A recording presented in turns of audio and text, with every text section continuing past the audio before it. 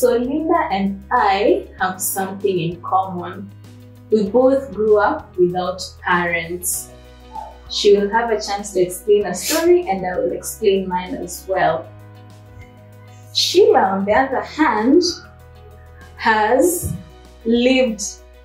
experience as an adoptive parent. So this sit down that we have right here is just to bridge the world of adoptees and adoptive parents, because from our experience, growing up as orphans was difficult. But you get to see, from our experience, you get to see that the differences sometimes were intended, at times they were not. So in conversing, we just hope to shed a light on that unique sort of relationship, to help someone else, to help anyone who's been adopted or who has adopted, just have a better relationship, to help those two worlds have a better relationship with each other. Na feel ni kama nimebango hiyo introduction, but tuendelee. So Linda, if you do not mind explaining what happened to your parents. Well, my mom passed on when I was in class 4. That's 2001. And my dad passed on a year later. That was when I was in class 8. Oh. So that's that. What was your relationship with your parents? Like, what do you think about who your parents were? My story is a little different. You know, they separated back in 96. So part of my growing up, I just remember living with my dad. I'm a baby's girl. And my mom just used to go and visit. So I can't talk much about my mom because most of my life I was with my dad. And I can talk so much about my dad, not my mom. What was he like? The perfect dad. My mother passed on first. I can't remember exactly how old I was. I suspect I was 6. Like your parents, they were not really together by the time she was passing on. I cannot remember the circumstances around it because I was too young. My father, on the other hand, passed on when I was about 13. Yeah, I was just about to turn 13 and he passed on. So then we moved. From the time he passed on, life really changed for us, yeah? And I'll explain that later. Sheila, Yes. how did you get to being an adoptive parent? There's a certain time I got to hear of a relative of mine who was staying with a sister, and their parents, the mother was struggling, was in struggling, and the dad had passed on a long time ago. So when I heard about them, they told me the situation was they were living in the slums, and at night they would have to actually use their room to go to the toilet because of the fear of going to the toilet, going out, because you would be raped, you would be killed, and that sort of situation. So that time my cousin was living with my younger cousin. She was very young. She was, I think, 7 years, 8 years. So I thought, let me take her to come and live with us, because I had a 9-year-old daughter at that time. I wanted them now to come and grow together. So that's how I brought her into our family home. She's my first cousin on my mother's side. Okay, so that's how it was decided that she would come to live with you? Yes. Okay, so Linda, how was it decided where you could go to live after your parents passing? That's kind of a long story. When my dad died, we were living with our stepmom, and at the burial, there was like some sort of meeting between my mother's side and our stepmom, and they literally asked us where we'd like to stay. So the stepmom was like, "We don't know why your dad left you guys with me before he passed on. So let's honor that. That's how she got away with that and took us trying to play with a nice woman. So that's how we went and lived with our mom. Okay, so it was default, sort of default, then she decided to take you in. I think for us it was almost the same thing. There was, from what I remember, if I'm not wrong, there was a bit of a discussion. I'll take Mercy, someone else will take my brother, another will take another brother. But my uncle, who I honor to this day, decided, no, you can't separate the children. I'll take them all and leave. They will live with me, don't separate them. And I'm extremely grateful for that, yeah? What made Sheila decide you can just adopt someone? Because from my experience, you can't just take someone. And my relatives decided they could help us, right? But I don't know if someone does it because they just want people to see that they're nice, but deep down, they're not. So what made you decide you can adopt that child and you have your parents, right? I do. You have everything, not like me, like I went through my chair. So what made you decide to adopt? For me, it was the situation I was seeing. I'm seeing here two very young girls, because my cousin wasn't old. She was maybe 20, 22, 21. I'm seeing these two very young girls. They're giving me these horrid stories of living in the slum and having to deal with escaping rape and having to pass their stool in the room where they live because of fear. So for me, I just saw it as a woman. And I thought, okay, if I would get this girl to come and live with me, then she'd be under a roof that she's safe. That was it. At that time, it was like I was just rescuing someone who was in a situation where they needed. Because I just told myself, after I've had this story, letting that girl go, I will not even live with myself. Or now coming to hear later that she had been raped or something bad happened to her. I don't think I would have lived with that. Well, the funny story is, I always wish I can just adopt someone because of what I went through. Yes. I wish I could relieve someone from all the problems. Yes. It's not like I have a lot. I don't, but from what I went through, I wish I can provide a better life to someone else out there. I still can't, but the little that I have, I guess I can share. But if I can adopt, just in time. That's why I have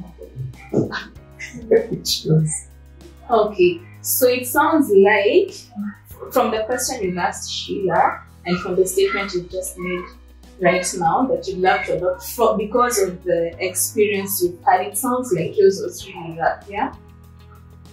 What was the experience like living with people? Yeah, not just people, but living with my relatives and my stepmom. So once my stepmom said she could live with us, that's 2003 to 2004. I was in class 6, now going to class 7. In Swahili we say, mgeni anakukaribisha siku ya kwanza na yake zile. So that's what she did. And after that, she just became the evil stepmom you see in the Nigerian movies. She has kids. And they were by then 2 with us, plus me and my brother. My elder sister was in high school. So she used to make mandazis, and I have to go and sell the mandazis for her to her workmates before I go to school. And my brother, once he got off school, he has to sell ice. Zile za one ball. Yeah. So I used to feel bad that my bro has to, instead of playing with the rest. And in school too, our school was this nice. And us growing up, we used to live in Milimani, so that's like it's a well kind of town. Yeah. My dad was an accountant, mom a nurse, so we had a life. So in school, now that I'm in class 7, the way our school is set up, I could just see from the window, from the parking, like the parking areas and park, I could just see my brother anaomba ile. So I used to feel bad. Yeah. I don't have money. He doesn't have anything for break. So I never knew what to do about it. And my brother was very sharp. So I used to feel bad with Kiwi instead of him playing with the rest of the kids. And that was when he was interested. He's selling ice. So immediately I'll take over and I'll be like, okay, we'll chase. So I'll do the ice. Then go and take the money, we'll call Muza Mandazi and leave it to someone else. Yeah. And you know, Maki, the kids, they're just okay, they're going to school. These two. Yeah. Our Yes, moms. Yep. Then they're going to school. And me, it's a startup hassle.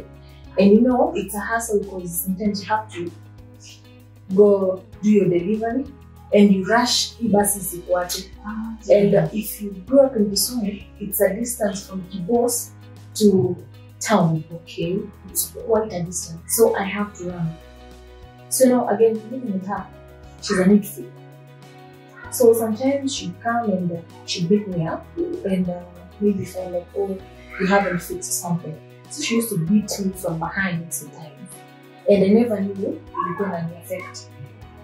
So there's a day I ran for the bus and I was breathing very badly. So I got the bus luckily, I could run. Going to school, good thing my class teacher, because we studied from that, I think that's it from nursery. So they know us. And my dad used to be at the accounting for like the exercises that we used to have in school. So they knew our family. So she came and asked me like, hey, are you okay? And I was like, I really didn't know how to explain. Okay. And that I'm in class 7. So I explained to her what was happening at home. And she was like, if you ever miss fair, just come and tell me. And I'll help. And she talked to other teachers. Wakalesen kumchapa subuhi because that bus that comes from Kibos to town. Because you know, I had to, I'm late. Yeah. Because of the bus, I have to walk to school. Getting to school, they're being beaten because you're late.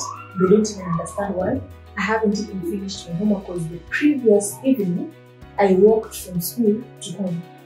I get at home by 9 p.m. Vyombo zinakungoja juu chini, and she's not right. So you have to wash these utensils, you have to wipe them, and you put them back in the cupboard. And so for years, ujiangalie hadi ile ugali, you don't have to soak it. Ujiangalie ndani imekuwa safi, then you keep it. So before you finish it, Makia came back home at 9, and she's asking me like, where are you from? I'm from school. Sina ile tembo fair, 10 shillings. And we used to live in money. Oh, when we at this point when you were money? No. We used to live in money. We had everything, and now we switch back to. So let me help you understand. So Zaverian to Kibos is like from here to where? From up to is Mlolongo. Mlolongo is close. Wow. Yeah. It's Kisumu quite well. It's from hilly town to Konele. Then from Konele to that place is like again from Konele to town. Wow. Yeah. So it's almost up to Yes. it's quite a distance. Okay. So when you pick a nyumbani, you say your homework, and the utensils you have to do chores. I sleep on the books when they don't even care. Unafika shule, the teachers don't care. You haven't finished your homework. Kiboko. Nilikuwa numb to kiboko. But until I explained to my class teacher, who is a friend till now, used to be my best friend's mom. So sometimes I used to tell my best friend the best friend tells the mom. So when I explained to her, she was almost crying the way and explained to the other teachers. So at least when I get to school at 8, it was okay. Because I missed the morning prep, and in the evening if I missed the bus, I had to go to school and ask for the 10 shillings. So that was the time I shaved my hair. I couldn't even maintain my hair, and I have these long hair jeans. So I had to shave off my hair just to, until I realized I couldn't. My brother sometimes gets sick, anatapika, anaambiwa mbuzi huwa anatapika. Maybe I have my own choice I have to do, but I'm like, no, you go and sleep and do this. So I was just like, I wouldn't let my brother die. Let me just do this. Maki, there was a hospital right behind our house. There's a staff hospital. And she couldn't take us. And my stepsister, akijikata na kisu, agakan kisu. So I used to rely on a neighbor to give us broken. And I don't know how they connected with my brother. So every time he gets sick, he gives like a little 2 days, I'll get sick. Even if he has malaria, 2 or 3 days, I'll be sick too. So I'll swallow it up in this strong form, maybe. And my body was very sharp at school. And I couldn't take it no more.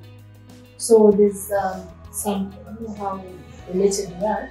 She came to school and she was just coming to visit. She gave me this 200 notes. I remember it was here Kenyatta mpya. So I was like, well, at least it's not in my head. I was not like, that's fair, no. At least my brother atakuwa anaomba break time. And I don't even remember how I mastered my uncle's number. I think just when we went to visit him in the morning. So I knew I mastered my uncle's number. So I used this telecom book. Yeah, and they called him and I was like, could someone please come and see us, but come at our school, not at home at the same month. So he was like, that's okay, we'll arrange that. But in the meantime, at least I knew I had break money from my brother. So my aunt, my mom's elder sister, and an uncle of mine came to school, and I explained to them because now I had veins in my head and shaved nearly. I'm so skinny and all that. So, well, that's when I explained, and okay, decided me to know the body, and that was the only solution they used to get me off my stepmom's house. Then later they took my brother. That's when to end up on the relative side, now mom's side. You know, this woman never even cared. Home to class 3 hasn't even come back by 10 p.m. My grandma got so pleased that tuna go through all this yet. Yeah, and as a taken sister. Yeah. I ended up in church with the uniform and bag is like you, you're going from school. And that's how it was going. So when I got up that class 7, like second term, we grew up when he was in class 1. Then I went to the relative side. So now this side, nikakaa just one time. Now this ugonjwa nilikuwa nikifikiria started showing. Yeah. So I used to be so sick, sometimes 2 weeks I'm in school, 2 weeks I'm home. Now at a really nice house. 2 weeks is home, 2 weeks at home. Unafika nyumbani, I guess you just already, I think I just needed that love that I was missing. So you know, when I get home, these all symptoms are clear. I just needed people. When I go back to school, I'm so sick. So it continued. They used to like maybe they'll give you the painkiller will make you feel better, right? So it was psychological things. Okay. Is that such a thing possible? Kinda. It happens. Yeah, kinda. So sometimes you feel so today they'll say and my appetite is always top notch. So when you're sick, you eat well. I eat. I eat. So Then they'll see me eating, then they'll be like, oh, you are? She's okay. I get back to school. Then they're being called again, like, I'm sick. And I used to eat naked living, to explain, and I can't even hide it.